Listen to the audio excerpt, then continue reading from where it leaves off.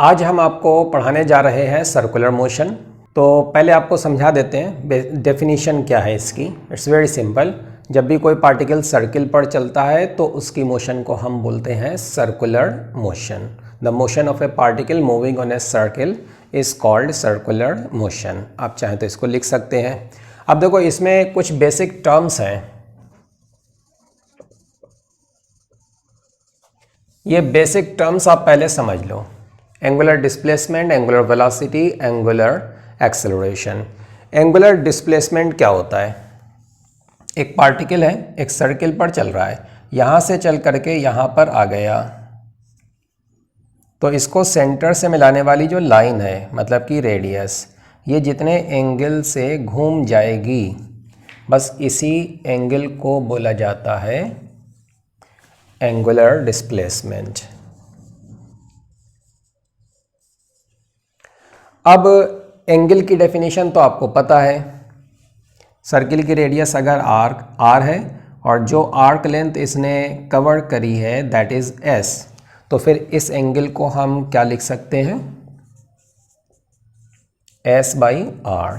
तो angular displacement होता है एस बाई आर। अब अगर ये मीटर में है तो ये भी आपको मीटर में रखना होगा, मीटर मीटर कैंसिल हो जाएगा, तो ये डायमेंशनलेस है। तो इसकी यूनिट होती है सप्लीमेंट्री यूनिट, इसको हम बोलते हैं रेडियन। आप इसको दोनों को सेम यूनिट में रखेंगे तो इस फॉर्मूले से जो एंगुलर डिस्प्लेसमेंट आपको मिलेगा वो होगा रेडियन में। फिर आप उसको चाहे तो डिग्री में कन्वर्ट कर सकते हैं। ओके, एंगुलर डिस्प्लेसमेंट की हम डेफिनेशन बोल देते हैं, उसका स्टेटमेंट आप लिख लेना। The angle by which the line joining the particle and the center of the circle turns is called angular displacement। अच्छा, यहाँ पर ज़्यादा चला है पार्टिकल, बड़ा एंगुलर डिस्प्लेसमेंट बना है। अगर ये बहुत थोड़ा सा चलता,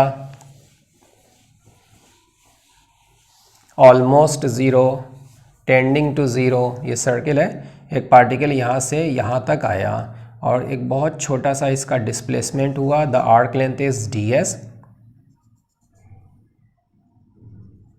ये रेडियस जितने एंगल से घूम गई, this angle is D theta. तो अब एंगुलर डिस्प्लेसमेंट बन जाएगा D S by R. So D theta is D S by R. अब देखो, एंगुलर डिस्प्लेसमेंट जब बड़ा होता है तो वो एक वेक्टर नहीं होता है, लेकिन जब वो बहुत छोटा होता है टेंडिंग टू ज़ीरो, जिसको हम डी थीटा लिखते हैं, तब वो एक वेक्टर होता है और ये एक एक्सियल वेक्टर होता है। एंगुलर डिस्प्लेसमेंट कैसा वेक्टर होता है? एक्सियल वेक्टर, मतलब कि एक्सिस के अलोंग। अब हम बात करते हैं एंगुलर वेलोसिटी की। इसके लिए हम सिंबल यूज़ करेंगे ओमेगा। एंगुलर वेलोसिटी हम दो तरीके से डिफ़ाइन करते हैं, एक एवरेज और दूसरा इंस्टेंटेनियस।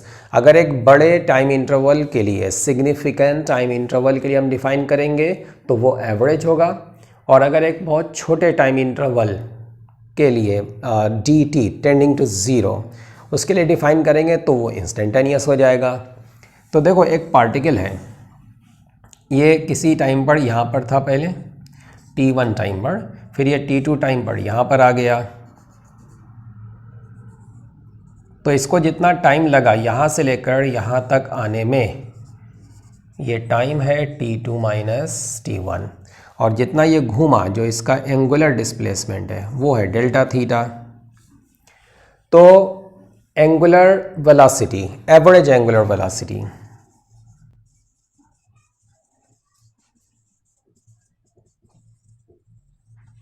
इसको हम इस तरीके से डिफाइन करते हैं, delta theta upon delta T. किसी एक पर्टिकुलर रेफरेंस लाइन से अगर हम बात करें, ये कोई रेफरेंस लाइन है, पहले पार्टिकल की एंगुलर पोजीशन है θ1 और बाद में ये एंगुलर पोजीशन हो गई θ2, तो डेल्टा थीटा को हम लिख सकते हैं θ2 माइनस θ1, और टाइम इंटरवल है t2 माइनस t1। ठीक है, तो ये एंगुलर वेलोसिटी हमने डिफाइन करी है over a significant, over a large time interval delta t, and that's why this is the average velocity. ये एवरेज है over this interval delta T. अब ये जो डेफिनेशन है इस हिसाब से आप समझ सकते हैं इसका यूनिट क्या होगा, ये है radian and this is second. तो इसका यूनिट होता है रेडियन पर सेकंड। ये थी एवरेज एंगुलर वेलोसिटी। इसका एक एग्जांपल देख लो, फिर हम बात करते हैं इंस्टेंटेनियस की। देखो, एक पार्टिकल है, सर्किल पर चल रहा है और उसका टाइम t के साथ एंगुलर डिस्प्लेसमेंट इस मैनर में चेंज हो रहा है।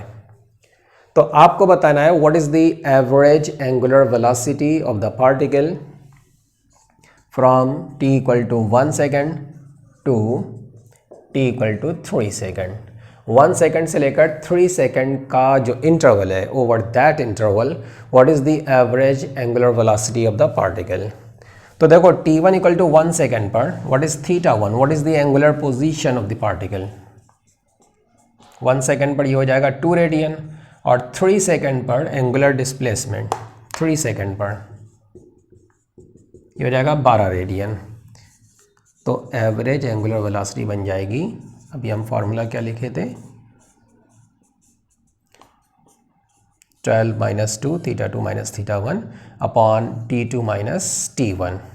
तो ये आ गया 5 रेडियन पर सेकेंड। ठीक है, this is the average angular velocity. अब देखो, अब हम बात करते हैं इंस्टेंटेनियस एंगुलर वेलोसिटी की।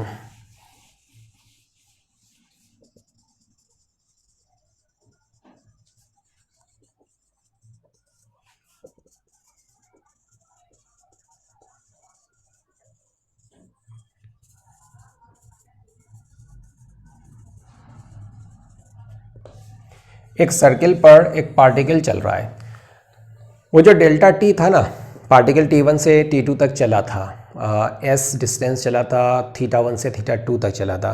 तो टाइम इंटरवल जो था delta t t2 minus t1, वो डेल्टा t को आप छोटा करते चले जाओ, नैरो करते चले जाओ। छोटा करते करते डेल्टा t जब टेंडिंग टू 0 हो जाएगा तो वो एक इंटरवल नहीं होगा, वो एक इंस्टेंट बन जाएगा।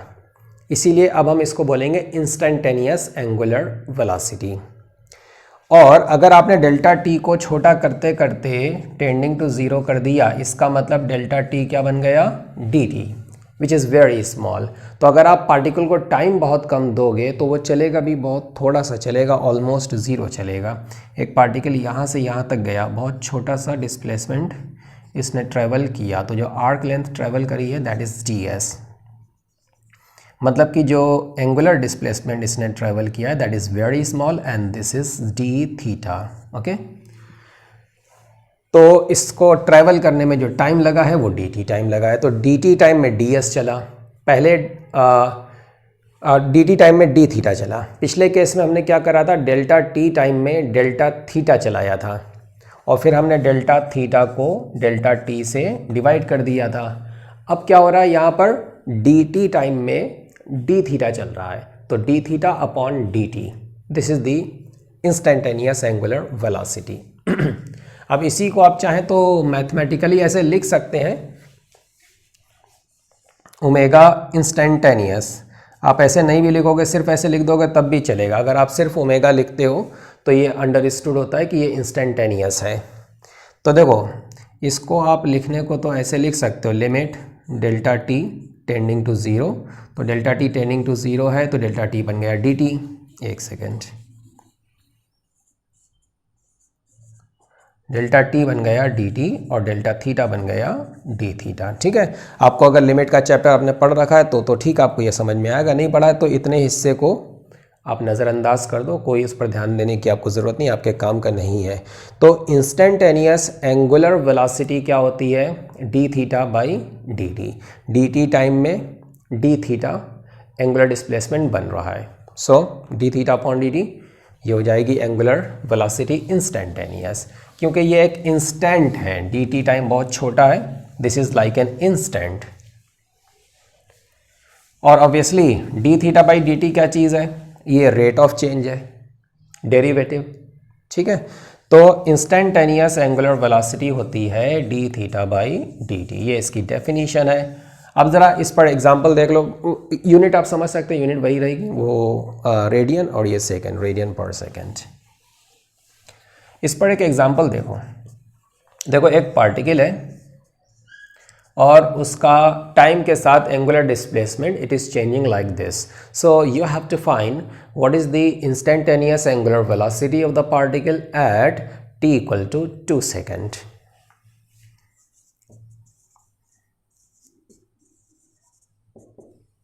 t इक्वल टू 2 सेकेंड पर you have to find omega. Okay, so omega is D theta by D T. इसका टाइम के रिस्पेक्ट में डेरिवेटिव ले लो।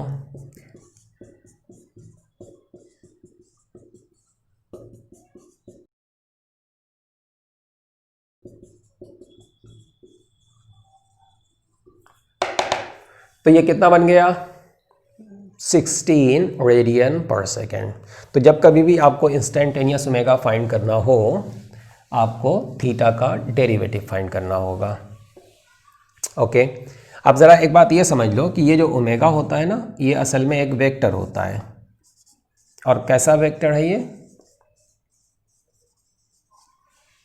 ये होता है एक्सियल वेक्टर।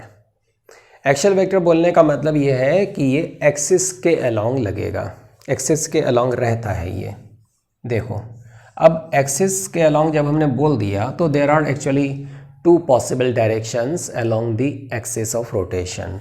एक पार्टिकल है सर्किल पर चल रहा है और सपोज दैट ये जो सर्किल है ये हॉरिजॉन्टल प्लेन में है। तो हॉरिजॉन्टल प्लेन में पार्टिकल एक सर्किल पर चल रहा है, ठीक है। पार्टिकल यूँ भी चल सकता है और ऐसे भी चल सकता है। तो देखो ये पार्टिकल कुछ ऐसे चल रहा है, मतलब कि ऊपर से जब हमने देखा तो एंटी क्लॉकवाइज ऊपर से देखने पर। अब सर्किल के सेंटर से पार होने वाली लाइन जो कि सर्किल के प्लेन के परपेंडिकुलर है, so this is the axis. तो ये जो ओमेगा होता है ये इसी एक्सिस के अलोंग होता है, लेकिन एक्सिस के along there are 2 possible directions, एक ऊपर और एक नीचे। तो अब ये कैसे डिसाइड करोगे कि ये ओमेगा वेक्टर एक्सिस के अलोंग ऊपर है या नीचे है? उसके लिए राइट हैंड रूल आपको यूज़ करना है। वो ये है कि पार्टिकल जिस तरफ घूमेगा उसी डायरेक्शन में आप अपने राइट हैंड की फिंगर्स को कर्ल करेंगे। तो कर्ल करते टाइम आपके थंब की जो डायरेक्शन होगी that is the direction of omega. मतलब ये कि अगर हॉरिजॉन्टल प्लेन में पार्टिकल चल रहा है सर्किल पर, ऐसे चल रहा है लाइक दिस, तो आप फिंगर्स को यूं कर्ल करिए तो ओमेगा ऊपर चला गया। और अगर पार्टिकल ऐसे घूमने लगे क्लॉकवाइज ऊपर से देखने पर, है ना, तो आप फिंगर्स को जब ऐसे कर्ल करेंगे तो ओमेगा नीचे आ जाएगा। तो देखो पार्टिकल ये ऊपर से देखने पर पार्टिकल चल रहा है एंटी क्लॉकवाइज,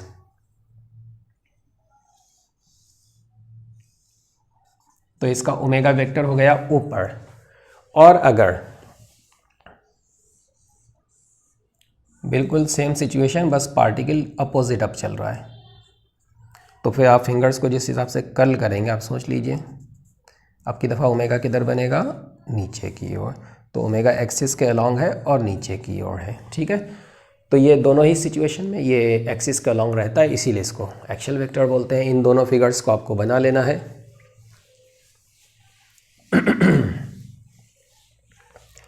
अच्छा, ये हमने बात करी एंगुलर वेलोसिटी की, एवरेज और इंस्टेंटेनियस। अब ज़रा ये देखो,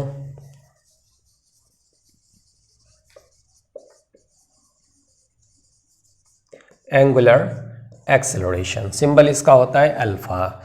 जिस तरीके से ओमेगा को हमने डिफाइन किया था 2 तरीके से, एवरेज और इंस्टेंटेनियस, उसी तरीके से एंगुलर एक्सेलरेशन भी हम डिफाइन करते हैं 2 तरीके से, एवरेज और इंस्टेंटेनियस। एवरेज एक बड़े टाइम इंटरवल के लिए और इंस्टेंटेनियस एक पर्टिकुलर इंस्टेंट पर। तो पहले हम बात कर लेते हैं एवरेज एंगुलर एक्सेलरेशन की। तो एवरेज एंगुलर एक्सेलरेशन क्या होता है? देखो, एंगुलर एक्सेलरेशन का सर्कुलर मोशन में काम क्या होता है, रोल क्या होता है, क्या करता क्या है वो? असल में एंगुलर एक्सेलरेशन सर्किल पर चलते हुए पार्टिकल का एंगुलर वेलोसिटी उसको बदलता है, या तो उसको बढ़ाएगा या फिर उसको वो कम करेगा। अगर बढ़ा रहा है तो हम बोलेंगे दिस इज़ एंगुलर एक्सेलरेशन, और अगर कम कर रहा है तो उसको हम बोलेंगे एंगुलर डेसेलरेशन। ठीक है, या दोनों ही केस में we can say this is angular acceleration. बस सिर्फ इतना कर देंगे कि एक केस में पॉजिटिव कर देंगे उसको हम, alpha is positive that so omega is increasing, and if alpha is negative angular acceleration is negative, so omega will be decreasing. तो एंगुलर एक्सेलरेशन का काम होता है ओमेगा को चेंज करना। अब देखो एक पार्टिकल है, एक सर्किल पर चल रहा है किसी टाइम t1 पर, इसकी एंगुलर वेलोसिटी है ओमेगा 1, और आगे चल करके किसी और टाइम t2 तक, t2 पर पहुंचते पहुंचते इसकी एंगुलर वेलोसिटी हो जाती है ओमेगा 2। इसका मतलब इसकी एंगुलर वेलोसिटी चेंज हो गई, ओमेगा 1 से ओमेगा 2 बन गई। ठीक है, so what is the change in angular velocity, ये हो जाएगा। और टाइम कितना लगा इसको, ओमेगा में इतना चेंज होने में कितना टाइम लगा, टाइम इतना लगा। Very simple. तो आपको कुछ नहीं करना, आप सिर्फ इतना करो कि इस डेल्टा ओमेगा को इस डेल्टा टी से डिवाइड कर दो, तो जो मिलेगा उसी को हम बोलते हैं average angular acceleration. Very simple. तो एवरेज एंगुलर एक्सेलरेशन होता है delta omega by delta T.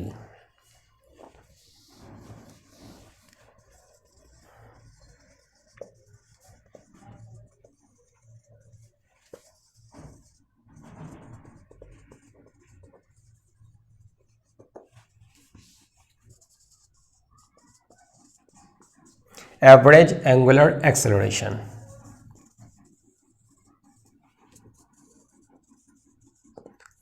ये अभी हम सिर्फ मैग्नीट्यूड की बात कर रहे हैं, अभी वेक्टर फॉर्म में भी हम इसको लिख देंगे।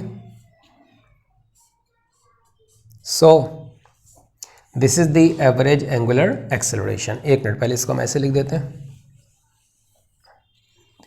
This is delta omega by delta T, and delta omega is this, and delta t is t2 minus t1।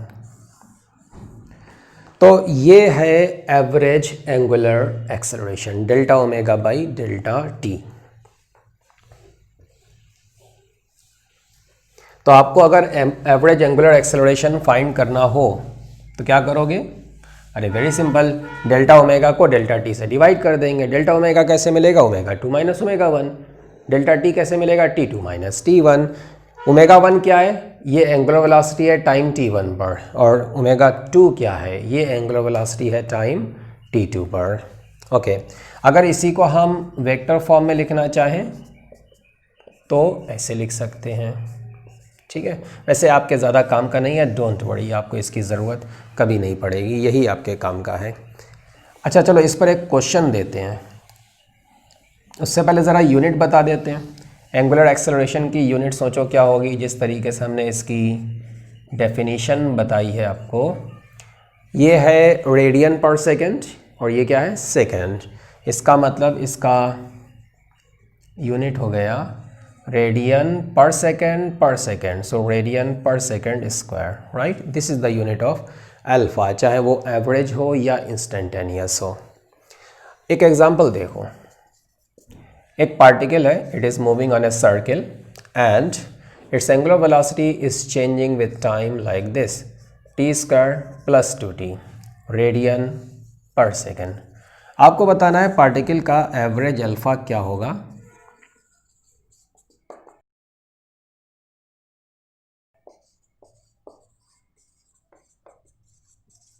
One से लेकर 3 सेकेंड तक, 1 से लेकर 4 सेकेंड के इस इंटरवल के लिए what is average alpha. Average alpha जो होता है ना, वो हमेशा किसी इंटरवल के लिए होता है। तो जब कभी भी आपसे पूछा जाएगा तो वो इंटरवल आपको बता दिया जाएगा। तो ये जैसे हमने यहाँ पर बता दिया, जिस इंटरवल की हम बात कर रहे हैं वो स्टार्ट यहाँ पर हो रहा है इस टाइम पर, और एंड यहाँ पर हो रहा है। ओके, तो t1 इक्वल टू 1 सेकेंड पर हमें ओमेगा 1 चाहिए, तो t1 को 1 सेकेंड, तो ये 3 हो गया रेडियन पर सेकेंड, और t2 इक्वल टू 4 सेकेंड पर ओमेगा 2 कितना बनेगा, 24 रेडियन पर सेकेंड। तो एवरेज अल्फ़ा कितना हो गया, omega 2 minus omega 1 upon T2 minus T1 radian पर सेकेंड स्क्वायर। ठीक है, वेरी सिंपल। ओके, अब चलो, अभी तक हमने बात करी एवरेज अल्फ़ा की। अब देखते हैं instantaneous alpha, instantaneous angular acceleration.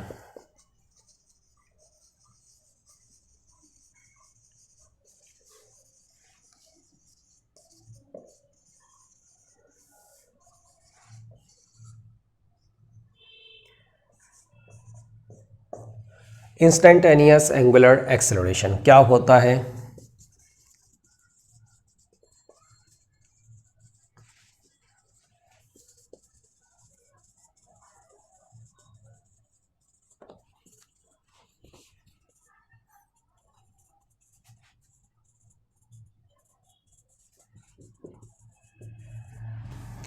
तो ये होता है इंस्टेंटेनियस एंगुलर एक्सेलरेशन। इससे पहले जो आपने देखा था delta omega by delta T angular acceleration average, ये एक इंटरवल के लिए था, over an interval delta T. उसी डेल्टा टी को आप छोटा करते चले जाओ, छोटा करते करते करते करते ऑलमोस्ट ज़ीरो कर दो, तो फिर वो डेल्टा टी क्या बन जाएगा, टेंडिंग टू ज़ीरो, मतलब कि एक इंस्टेंट हो जाएगा। तो फिर उस डेल्टा टी को हम क्या लिखेंगे, dt. So delta t is tending to 0, it's becoming very small.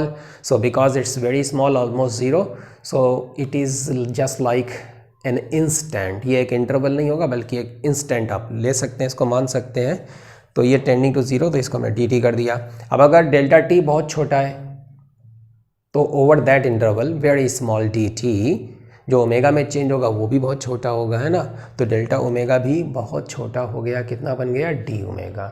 तो बेसिकली डेफिनेशन वही है, वो delta omega by delta T था, अब यहाँ पर छोटी छोटी वैल्यूज़ हैं, अब ये D omega by D t है। ठीक है, तो अब ये इंटरवल नहीं बल्कि एक इंस्टेंट है। तो इंस्टेंट, अब चाहे इसको ऐसे लिखें या ऐसे लिखें, एक ही बात है। अगर आप सिर्फ अल्फ़ा लिखते हैं तो अंडरस्टूड रहेगा कि दिस इज़ इंस्टेंटेनियस। तो इंस्टेंटेनियस एंगुलर एक्सेलरेशन क्या होता है, D omega by D t, ये होता है the rate of change of angular velocity, D omega by D T. तो कभी भी अगर आपको अल्फ़ा इंस्टेंटेनियस फाइंड करना हो तो उसके लिए क्या करोगे, ओमेगा का डेरिवेटिव फाइंड करोगे टाइम के रेस्पेक्ट में। ऑब्वियसली उसके लिए आपको पता होना चाहिए omega as a function of time, omega time के टर्म्स में आपको पता होना चाहिए, तब आप फाइंड कर सकते हैं। तो अल्फ़ा हो गया D omega by D T, लेकिन ये जो ओमेगा है, ये ओमेगा भी तो किसी का डेरिवेटिव होता है ना। अभी बताए थे ना ओमेगा क्या होता है,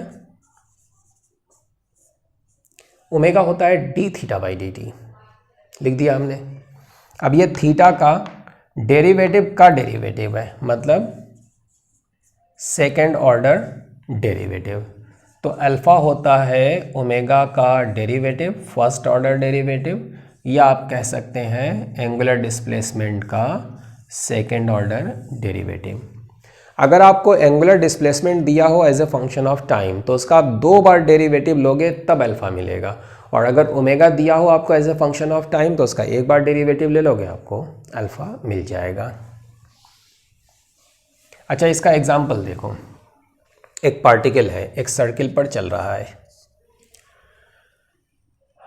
अच्छा, इसकी डायरेक्शन के बारे में अभी हम आपको बताते हैं। तो एक पार्टिकल है ये जो सर्किल पर चल रहा है और इसकी एंगुलर वेलोसिटी टाइम के साथ ऐसे चेंज हो रही है। ठीक है, आपको बताना है पार्टिकल का इंस्टेंटेनियस अल्फ़ा क्या होगा at t equal to 1 second. t equal to 1 second पर पार्टिकल का अल्फ़ा बताओ कितना होगा। तो देखो अल्फ़ा होता है D omega by D T, इसका डेरिवेटिव ले लो 3t² प्लस 2t प्लस 1। अब टाइम की जो वैल्यू दी गई है वो आप यहाँ पर यूज़ कर लो। सो दिस इज 6 रेडियन पर second square.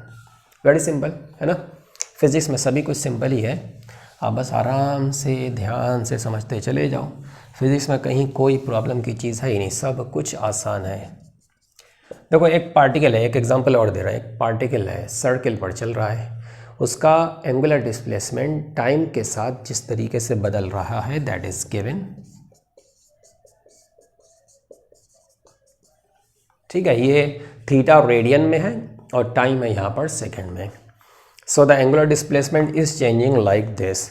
You have to find what is the instantaneous angular acceleration of the particle at t equal to 2 second, at t equal to 2 second। तो देखो थीटा ये रहा, इसका derivative find कर लो 3t square plus 2t plus 1, और obviously d theta by D t क्या होता है ओमेगा। एक बार इसी का फिर से डेरिवेटिव फाइंड कर लो, ये अल्फा हो जाएगा। सो दिस इज, तो इसका डेरिवेटिव क्या बनेगा 60 प्लस 2। अब इसमें आप टाइम की वैल्यू रख दो, टाइम क्या बोला था हमने 2 सेकेंड बोला था, जहाँ तक आपको ध्यान है, तो t की वैल्यू आप 2 रख दो। तो ये आ गया इंस्टेंटेनियस अल्फा, समझ गए? ओके अच्छा, इसी में एक क्वेश्चन और देख लो। जैसे अगर हम आपसे बोलें कि एक पार्टिकल सर्किल पर चल रहा है, उसका एंगुलर डिस्प्लेसमेंट टाइम के साथ ऐसे चेंज हो रहा है, ठीक है, और आपको बताना है पार्टिकल का एवरेज अल्फा क्या होगा। पार्टिकल का एवरेज अल्फा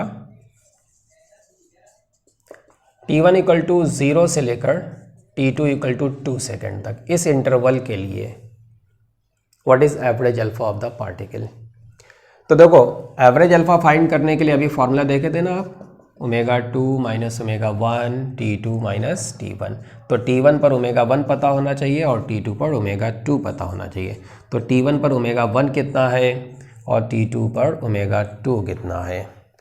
तो ओमेगा तो कहीं है नहीं, तो ओमेगा कहाँ से आएगा, इसका डेरिवेटिव, इसका डेरिवेटिव ले लो आप,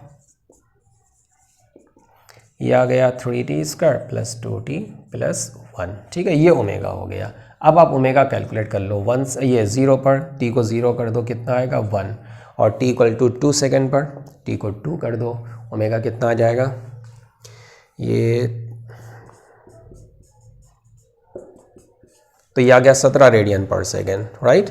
सो average alpha ω2 minus ω1 upon t2 minus t1, तो ये हो गया 8 रेडियन पर सेकंड स्क्वायर, ठीक है। ओके कुछ बच्चे एक मिस्टेक कर देते हैं, वो तुमको बता देते हैं, उस मिस्टेक को मत करना। कुछ बच्चे ऐसा भी करते हैं, जैसे ओमेगा फाइंड कर लिए, अब इसी का डेरिवेटिव ले लेंगे तो उससे अल्फ़ा आ जाएगा, वो अल्फ़ा इंस्टेंटेनियस होगा।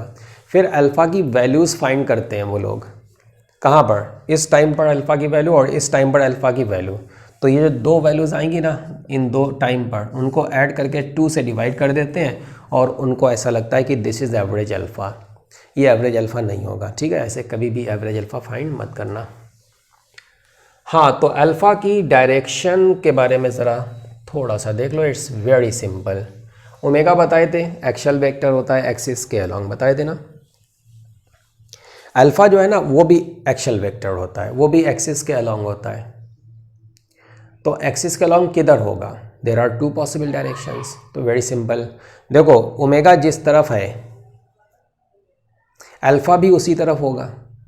अगर ओमेगा बढ़ रहा है, इंक्रीज हो रहा है, और अल्फ़ा ओमेगा के अपोजिट होगा अगर ओमेगा डिक्रीज हो रहा है। कोई पार्टिकल सर्किल पर चले तो बताओ इसका ओमेगा किधर होगा, ऊपर होगा या नीचे होगा, वो तो डिपेंड कर रहा है कि किधर चल रहा है ना। अच्छा ठीक है, चलो इधर चल रहा है, तो राइट हैंड रूल जो आपको बताए तो उस हिसाब से आप सोचेंगे, अगर तो ओमेगा तो ऊपर आ गया, चलो ओमेगा ऊपर आ गया, ओमेगा नीचे भी आ सकता था, अभी ओमेगा ऊपर है। अब अगर ओमेगा बढ़ रहा है, ऊपर है और बढ़ रहा है, तो समझ लेना कि इसका जो अल्फ़ा है वो अल्फ़ा भी ओमेगा की डायरेक्शन में है। ये देखो ये अल्फ़ा आ जाएगा इस डायरेक्शन में, ठीक है। अच्छा और देखो, अगर पार्टिकल तो ऐसे ही चल रहा है, ओमेगा जो ऊपर था तो ऊपर ही है, लेकिन ओमेगा कम हो रहा है, तो ओमेगा कम होने का मतलब अब जो अल्फ़ा है वो ओमेगा के अपोजिट है। आ गई बात समझ में। अच्छा एक चीज़ और देख लो, एक पार्टिकल सर्किल पर चल रहा है और अब ये इधर चल रहा है। अच्छा इधर चल रहा है लाइक दिस, तो यूँ जब हम अपनी राइट हैंड की फिंगर्स को कर्ल करेंगे तो ओमेगा नीचे जाएगा, ओमेगा नीचे है। अच्छा ओमेगा नीचे है तो बताओ अल्फ़ा किधर होगा, नीचे होगा या ऊपर होगा? तो ऐसे थोड़ी ना होता है, सिर्फ ओमेगा की डायरेक्शन से डिसाइड नहीं होगा। ये भी पता, एक तो ये पता होना चाहिए कि ओमेगा है किधर, दूसरा ये भी पता होना चाहिए कि वो बढ़ रहा है या कम हो रहा है। तो चलो ठीक है, ओमेगा बढ़ रहा है, तो ओमेगा बढ़ रहा है तो अल्फ़ा किधर होगा, ओमेगा की डायरेक्शन में। और एक पार्टिकल सर्किल पर चल रहा है, इधर चल रहा है, तो इसका ओमेगा नीचे हो गया। और ये ओमेगा कम हो रहा है, जब ओमेगा कम होता है तो अल्फ़ा ओमेगा के अपोजिट होता है। समझ गए बात को? ओके, ये फिगर आपको बना लेना है। तो हमने आपको अभी तक 3 बेसिक टर्म्स समझा दिए, ठीक है, angular displacement, angular velocity and angular acceleration. जिस तरीके से आप काइनेमेटिक्स में स्ट्रेट लाइन मोशन के चैप्टर में पढ़ते हैं linear displacement, linear velocity and linear acceleration, और फिर उनके पहले तो उनकी आप डेफिनेशन देखते हैं, उसके बाद फिर उनके आपस में जो रिलेशंस हैं वो आप देखते हैं। v equal to u plus a t, s equal to u t plus half a t square, v square equal to u square plus 2s।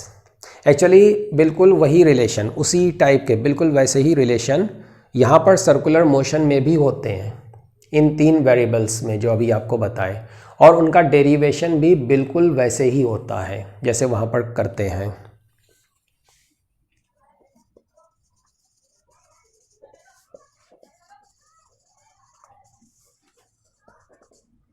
अब ज़रा इसको देखो, सर्कुलर मोशन किसी पार्टिकल में हो रही है, कांस्टेंट एंगुलर एक्सेलरेशन के साथ हो रही है। ये पहला केस है जिसमें एंगुलर एक्सेलरेशन कांस्टेंट है। अगर वो वेरिएबल होगा तब क्या करेंगे वो हम बाद में देख लेंगे।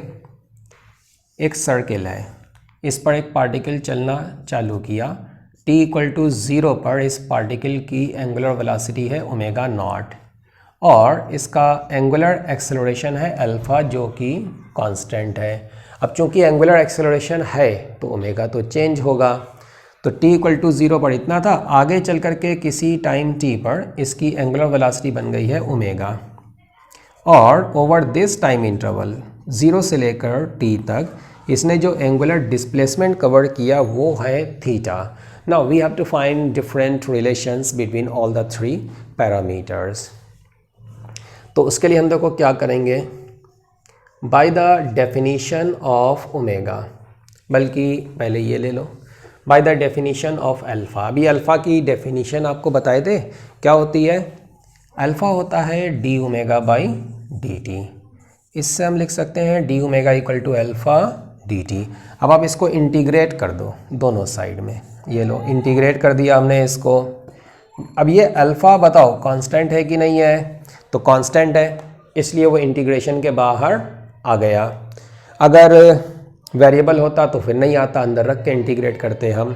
तो देखो यहाँ पर t के रेस्पेक्ट में इंटीग्रेशन है, t की लिमिट्स रखेंगे और करस्पॉन्डिंग लिमिट्स यहाँ पर हम रखेंगे ओमेगा की। तो t इक्वल टू 0 पर बिल्कुल स्टार्टिंग से देखें, अगर हम t जब 0 है, t जब 0 है तब ओमेगा कितना है?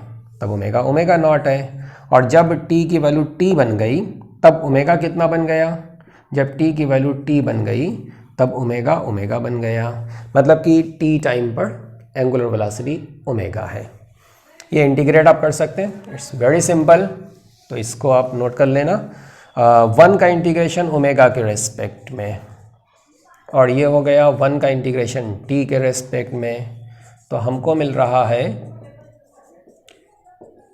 हमको मिल गया omega equal to omega naught plus alpha t. ये बिल्कुल वैसे ही है, v equal to u plus a t, v equal to u plus a plus t. वहाँ पर स्ट्रेट लाइन मोशन में ये देखो ये सारे लीनियर वेरिएबल्स हैं, लीनियर वेलोसिटी टी टाइम पर, एंगुलर वेलोसिटी टी टाइम पर, initial linear velocity, initial angular velocity, linear acceleration, angular acceleration, time T. Linear acceleration जब वो कांस्टेंट होता है ना तभी ये वैलिड रहता है। इसी तरीके से जब अल्फ़ा कांस्टेंट होगा तब आप इसको यूज़ कर सकते हैं। अब देखो अगला फॉर्मूला, ओमेगा की डेफिनीशन क्या होती है? ओमेगा होता है d theta by D t. इससे हम डी थीटा को लिख सकते हैं omega D T.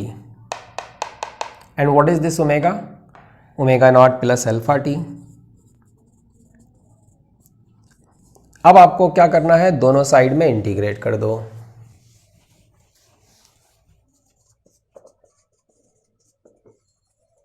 Omega not constant है, बाहर आ गया।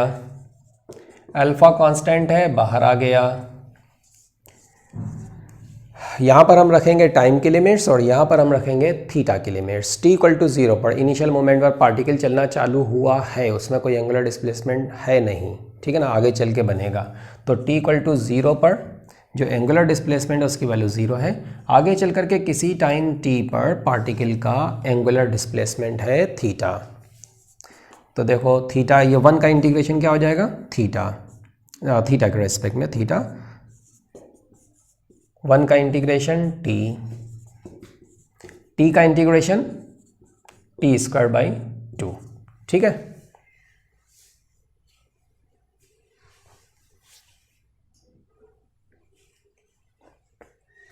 अब इसमें आप लिमिट्स रख दो।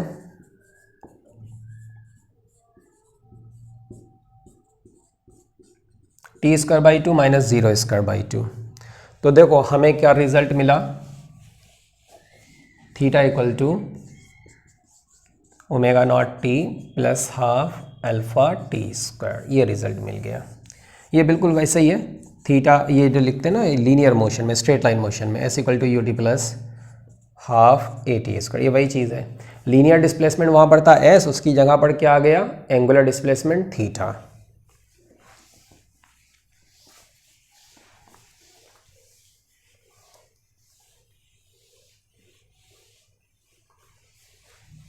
अच्छा, आप तीसरा रिलेशन देखो, उसको हम कैसे ड्राइव करेंगे।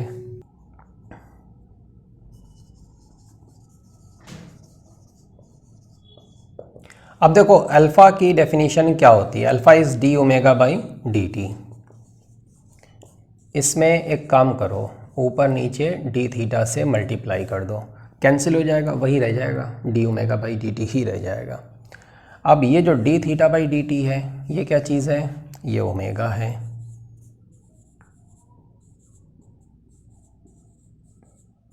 ठीक है, इसको हम ऐसे लिख सकते हैं, डी थीटा को आप इधर ले आओ, ये हमने ऐसे लिख दिया, omega D omega equal to alpha D theta. अब हम इसको इंटीग्रेट करेंगे, अल्फ़ा डी थीटा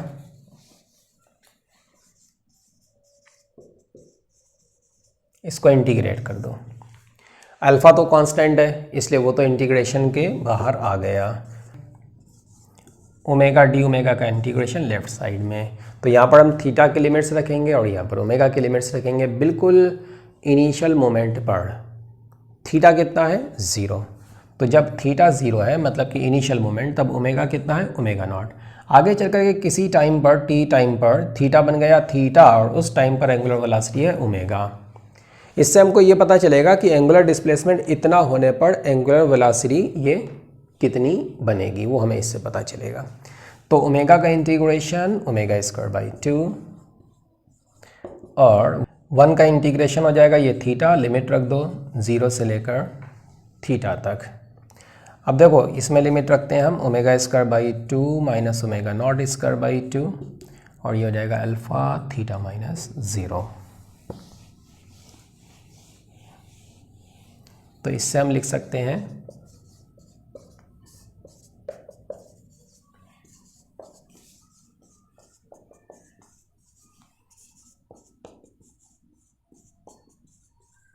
बस ये आपको याद रखना है। और ये फार्मूला, ये इक्वेशन बिल्कुल वैसा है जैसा आपने स्ट्रेट लाइन मोशन में पढ़ रखा है। क्या पढ़ा था आपने, v square equal to u square plus 2as, ठीक है।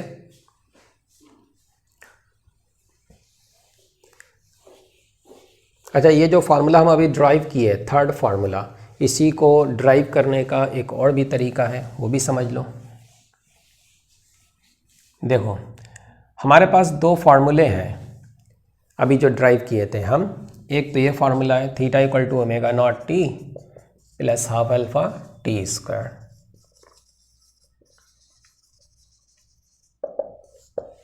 और दूसरा फार्मूला ये है omega equal to omega naught t, omega naught plus alpha t. इससे हम क्या लिख सकते हैं, टी को ये लिख सकते हैं, ठीक है। अब यही टी आप यहाँ पर और यहाँ पर सब्स्टिट्यूट कर दो।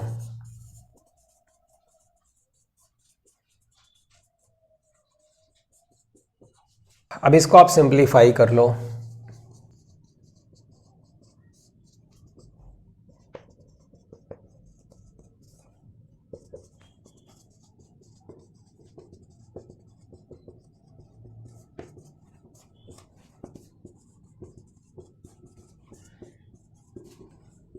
ये देखो हमको क्या मिल रहा है, सेम रिजल्ट। उल्टा करके लिख दो इसको, ठीक है। तो ये दूसरा तरीका है इसको ड्राइव करने का। अब अभी जो आपने 3 इक्वेशंस देखे, 3 फार्मूले, आपको ध्यान ये रखना है सर्कुलर मोशन में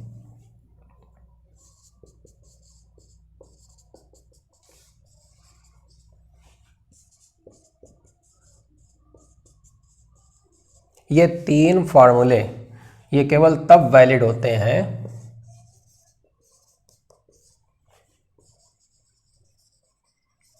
जब अल्फा क्या होगा, कांस्टेंट। अल्फा जब कांस्टेंट होगा केवल उस केस में ये 3 इक्वेशंस 3 फार्मूले वैलिड रहेंगे। बाकी अल्फा वेरिएबल होगा तो फिर आप इनको यूज़ मत करना, गलती से भी यूज़ मत करना, ठीक है। अच्छा, जब अल्फा वेरिएबल होगा तब क्या करोगे, उस पर अभी हम आते हैं। उससे पहले इसके कुछ क्वेश्चंस देख लो, कांस्टेंट अल्फा के कुछ क्वेश्चंस देखो। एक पार्टिकल है, एक सर्किल पर चलना चालू किया, starting from t equal to 0। Initially इसकी एंगुलर वेलोसिटी है 2 रेडियन पर सेकेंड। इसमें एक एंगुलर एक्सेलरेशन है, पार्टिकल क्लॉकवाइज चल रहा है और एंगुलर एक्सेलरेशन भी उसका क्लॉकवाइज ही है। एक बात आप समझ लो कि जब कोई पार्टिकल अगर क्लॉकवाइज चले और उसमें एंगुलर एक्सेलरेशन भी उसी डायरेक्शन में हो तो उसका ओमेगा बढ़ता है, ये एंगुलर एक्सेलरेशन होता है। और अगर कोई पार्टिकल किसी सर्किल पर क्लॉकवाइज चले लेकिन उसका एंगुलर एक्सेलरेशन उसके उल्टा पड़ जाए, जिस तरफ वो जा रहा है उसके उल्टा, पार्टिकल अगर क्लॉकवाइज चल रहा है और अल्फ़ा एंटी क्लॉकवाइज हो जाए, या फिर पार्टिकल एंटी क्लॉकवाइज चल रहा हो और अल्फ़ा क्लॉकवाइज हो जाए, तब फिर वो जो अल्फ़ा होता है वो एंगुलर डेसिलरेशन होता है और वो ओमेगा को कम करता है। ओके, तो इसका alpha in the same direction, this is 2 radian पर सेकेंड स्क्वायर। आपको बताना है t इक्वल टू 2 सेकेंड पर आते आते at t equal to 2 second particle का एंगुलर डिस्प्लेसमेंट क्या बना और इसकी एंगुलर वेलोसिटी क्या बन गई। Very simple formula based question है, बेसिक क्वेश्चन। तो देखो एंगुलर डिस्प्लेसमेंट बनेगा, ये इक्वेशन हम यूज़ कर सकते हैं कि नहीं कर सकते हैं, बिल्कुल कर सकते हैं, क्योंकि अल्फ़ा क्या है, कांस्टेंट वैल्यू दी हुई है। तो omega naught into T, time कितना है 2 second, plus half alpha T square. ये लो, ये हो गया 8 रेडियन, ठीक है। ये तो थीटा हो गया। Now see what is omega, omega बनेगा omega naught plus alpha t. Omega naught कितना है 2, अल्फ़ा कितना है 2, टाइम कितना है 2, तो ये हो गया 6 रेडियन पर सेकेंड। Very simple. चलो अगला क्वेश्चन देखो। एक पार्टिकल एक सर्किल पर चलना चालू करता है, starting from 0 initial angular velocity,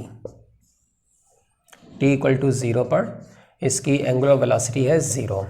अब इसका एंगुलर एक्सेलरेशन है 4 रेडियन पर सेकेंड स्क्वायर। ये एंगुलर एक्सेलरेशन है क्लॉकवाइज डायरेक्शन में।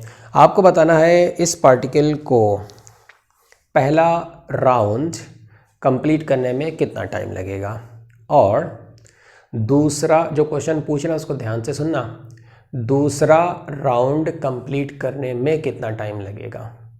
हम आपसे ये नहीं पूछ रहे हैं कि 2 राउंड्स कंप्लीट करने में कितना टाइम लगेगा, वो अलग चीज़ है।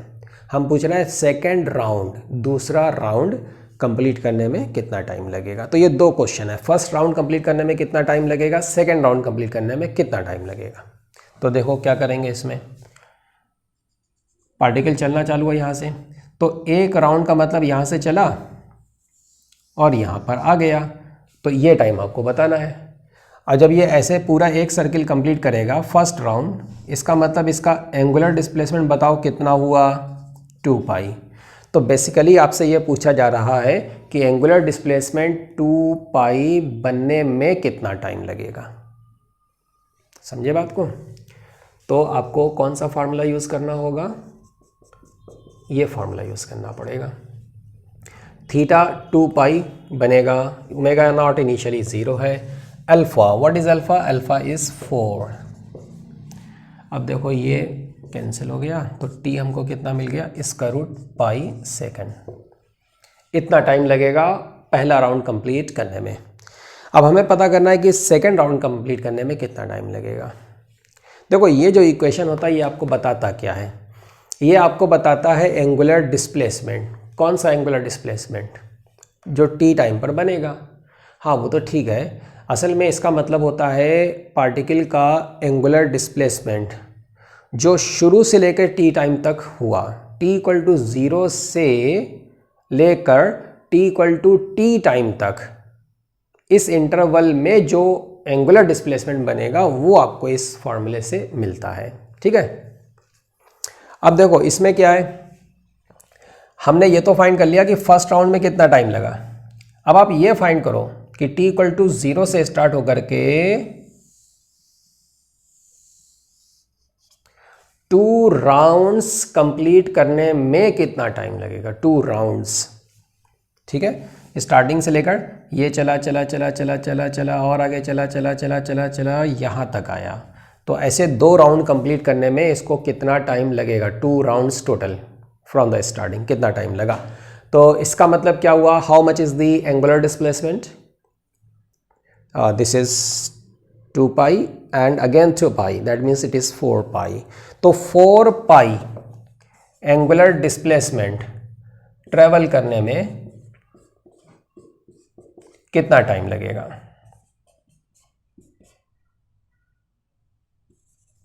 तो टाइम अब इसको कितना लगेगा, इसको हम t डैश बोल देते हैं, वो t था ये t डैश है, तो t डैश हमको मिल रहा है √2 पाई। ठीक है, फर्स्ट राउंड का टाइम पता है और 2 राउंड्स का टाइम पता है, तो सेकेंड राउंड का टाइम इंटरवल कितना होगा,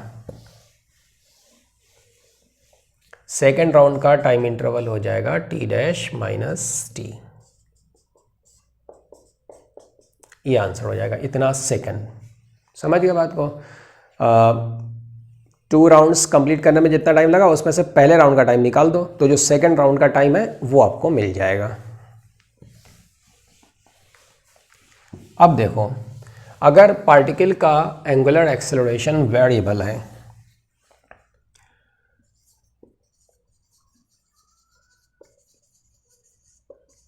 अच्छा एक क्वेश्चन आपको और कराते हैं, मज़ेदार क्वेश्चन है, इसको आप पहले और देख लो फिर हम वेरिएबल एंगुलर एक्सेलरेशन पर आएंगे। देखो एक पार्टिकल, एक सर्किल है, इस सर्किल पर 2 पार्टिकल्स हैं, एक पार्टिकल यहाँ पर है और दूसरा पार्टिकल यहाँ पर है। This angle is 90 degree, this is particle A and this is the particle B। ठीक है, ये 2 पार्टिकल्स हैं। t = 0 से ये दोनों चलना चालू हुए, ये चला with initial angular velocity 2 radian पर सेकेंड। कैलकुलेशन आसान करने के लिए हम एक काम करते हैं,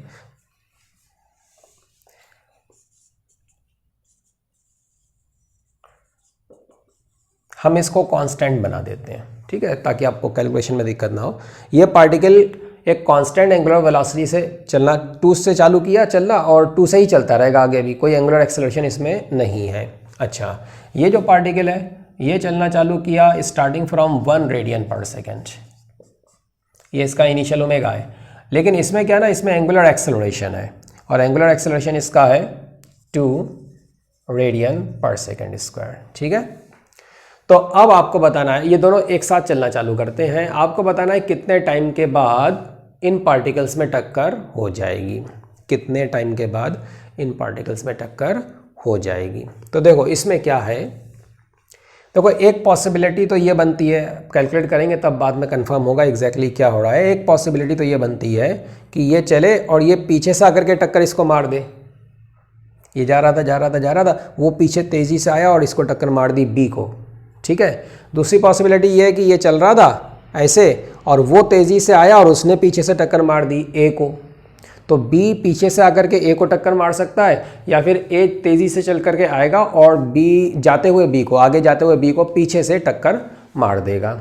तो यहाँ पर जो वैल्यूज़ दिख रही हैं उससे हमको फ़िलहाल अंदाज़ा ये लग रहा है कि ये चलेगा और वो आएगा उधर तेज़ी से एक्सेलरेट होते हुए, और वो बी है जो पीछे से टक्कर मारेगा। तो कुछ यहाँ पर या यहाँ पर कहीं पर टक्कर होगी, कहाँ पर होगी वो कैलकुलेशन से समझ में आ जाएगा। मान लो कि इस पॉइंट पर टक्कर हो रही है, तो इस पॉइंट पर अच्छा टक्कर होगी तो किसी टाइम पर होगी ना, तो मान लो कि टी टाइम पर टक्कर हो गई। अब टी टाइम पर जो टक्कर हुई तो उतने टाइम टी में ये जो पार्टिकल ए है ये चला मान लो θ1, ये चला मान लो θ1 या थीटा ले लो, और वो जो पार्टिकल बी होगा वो भी कुछ चलेगा। अब ज़रा ये बता दो, अब फिगर आपके सामने सिंपल ज्योमेट्री है कि अगर पार्टिकल ए थीटा चल रहा है तो पार्टिकल बी टक्कर हो रही है ना, तो दोनों यहीं पर होंगे, दोनों में इस पॉइंट पर टक्कर, इसका मतलब दोनों यहीं पर सेम टाइम टी पर। तो टी टाइम तक पार्टिकल बी का एंगुलर डिस्प्लेसमेंट बोलो कितना हुआ, this is 90 degree plus theta, मतलब π/2 plus theta. So in the time t the angular displacement of the particle B, that is π/2 plus theta, and in the same time t what is the angular displacement of the particle A, that is theta.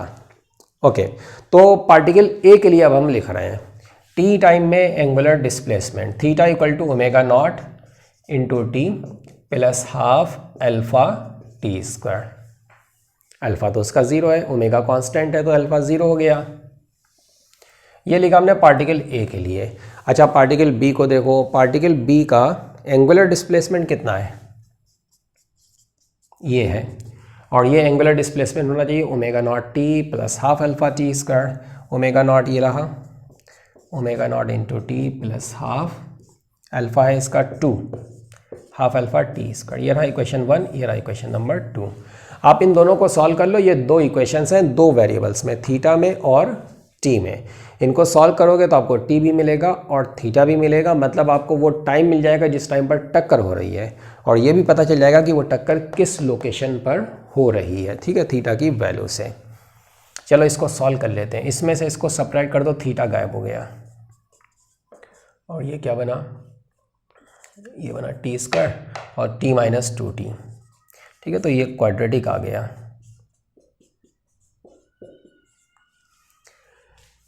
अब इसके roots क्या होंगे, तो इसके roots बनेंगे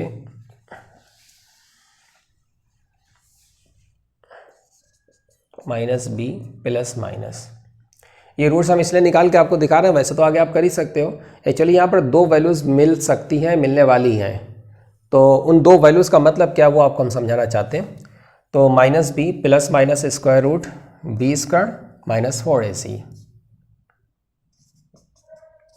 तो ये हमको दो वैल्यूज़ मिल रही हैं, ठीक है। एक है 1 प्लस स्क्वायर रूट 1 प्लस 2/2 और दूसरी है 1 माइनस। तो बताओ ये जो दो वैल्यूज़ है टक्कर होगी तो एक ही टाइम पर टक्कर होगी ना, तो कौन सी वैल्यू को आप सिलेक्ट करोगे। तो it's very simple, time negative तो होता नहीं है, माइनस नहीं ले सकते क्योंकि ये जो टर्म है ना ये 1 से बड़ा है, तो माइनस लोगे तो टाइम नेगेटिव हो जाएगा, इसलिए आपको प्लस लेना पड़ेगा। तो आंसर हमारा हो गया टक्कर का टाइम, इतने टाइम पर टक्कर हो जाएगी, इतने सेकंड पर। अब रही बात यह कि कहाँ पर टक्कर हुई, लोकेशन, तो ये जो टाइम है t वो आप यहाँ पर यूज़ कर लो। Theta is 2t, 2 into t कितना बनेगा ये इतने रेडियन आंसर आ जाएगा। ठीक है, इस लोकेशन पर टक्कर होगी। ये जो हम थीटा बता रहे हैं ये कहाँ से बता रहे हैं, इस लाइन से बता रहे हैं। जो ए की इनिशियल पोजीशन थी एंगुलर पोजीशन, उस पोजीशन से कितना एंगल आगे जा करके टक्कर होगी ये आपके सामने लिखा हुआ है। ठीक है, अब हम बात करते हैं वेरिएबल एक्सेलरेशन की। कोई पार्टिकल सर्किल पर चलेगा और उसका एंगुलर एक्सेलरेशन कांस्टेंट नहीं होगा बल्कि वेरिएबल होगा। तो ऐसे केसेस में जो अभी 3 इक्वेशन हमने ड्राइव किए थे वो आप यूज़ नहीं कर सकते हो। तो ऐसे केसेस में क्या करते हैं वो आप देखो।